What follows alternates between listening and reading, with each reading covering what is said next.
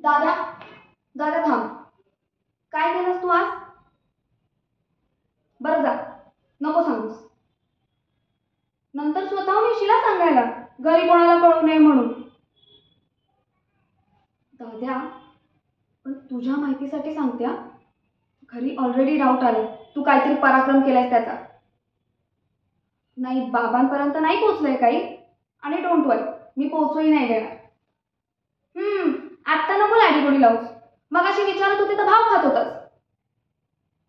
दादा, मला नकोय काही. मला फक्त एवढंच पाहिजे की माझ्या दादाला कोणी काही बोलायला नको. बाबा, वहिनी जसं समजतात तसं तू नाहीयेस. मग का ते ओरडतील असे उद्योग करत राहतोस?